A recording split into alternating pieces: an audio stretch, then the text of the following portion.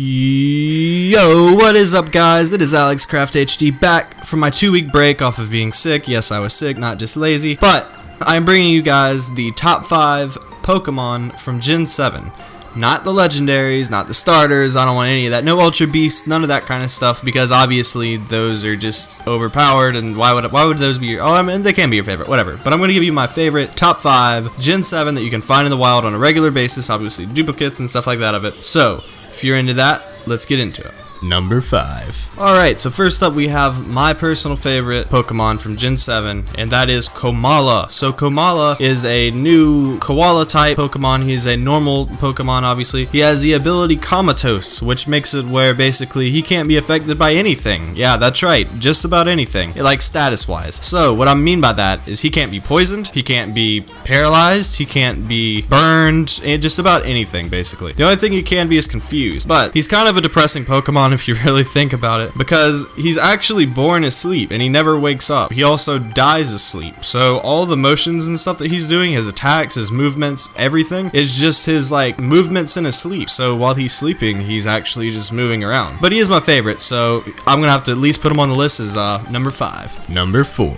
Alright, so coming in at number 4 is Mimikyu. Mimikyu is actually a really good competitive style Pokemon that is really good for Trick Room and other things like that. He actually is another kind of strange Pokemon, as in he lives his entire life covered in a cloth and is always hidden. It's also believed that if you see him outside of his cloth form, I guess whatever's underneath that, you'll get struck with a mysterious illness. He's also affected by sunlight, so maybe that's why he prefers to stay in the darkness? I'm not sure. But this may also, you know, like I said, hint while he's wearing that cloth of Pikachu, but other people believe that he just wants to be Pikachu, and he's so depressed that he doesn't want anyone to see him because he's that ugly, so he just wants to look like Pikachu. I don't know. You guys let me know in the comments if you think that's true.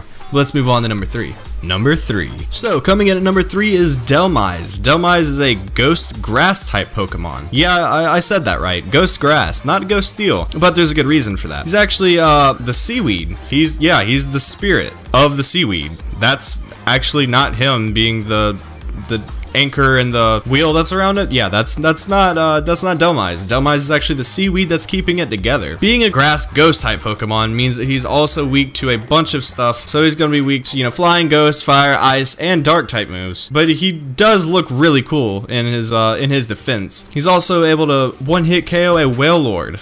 That's right, a Wailord with one of the most HP Pokemon in the game right now. He's able to one-hit him. Oko, no doubt about it. So that kind of gives him a little bit of a defense for Delmise. Delmise is actually one of my favorite looking design type Pokemon, I guess you could say. He's really awesome and he's actually kind of rare to get in the game. So that's him at number 3.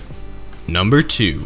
Alright, coming in at number 2 is Toxapex, or Toxapex, however you pronounce it, I guess. He is a poison water type Pokemon that is huge in the competitive side of Pokemon right now, being a top stall Pokemon, which means basically he just sits there and uses Toxic, Venoshock, Recover, things like that, Leech Seed, all these different moves that just kind of have him stay in the game and just drain your opponent's life, and just their own personality gets drained as well from playing against them, but he's actually very good. His Toxapex actually has 12 tentacles compared to his pre-evolved form, Marini, who only has 10. I use Toxapex a lot, almost in just about every single one of my games, so I had to put him at number 2. Number 1. And coming in at number 1 is Comamos.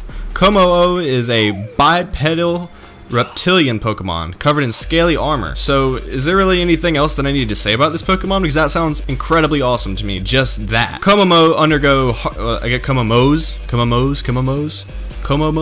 We'll go with that. They undergo harsh training and go back to watch Jangmo-o, which is the unevolved form of Comamos, but only from a distance because they won't even fight weak foes. They're so powerful, they won't even go back to mess with smaller Pokemon. The power of Comamos' uppercut is strong enough to send foes flying, and he's also had enough power to change his surroundings just by lifting his arms. He's so powerful, just by lifting his right arm, he can basically do anything he wants. He can just send people flying with it. So, if I ever encountered one of these, I would bring my AK-47, and hopefully that would be super effective against them. Well, this has been my top 5, guys. If you enjoyed, make sure you leave a like and comment what your favorite Pokemon is. Maybe they're different from mine. Maybe I messed up completely and put the wrong 5 in the order. But let me know in the comments below. Be sure to leave a like, and I will see you guys in the next video.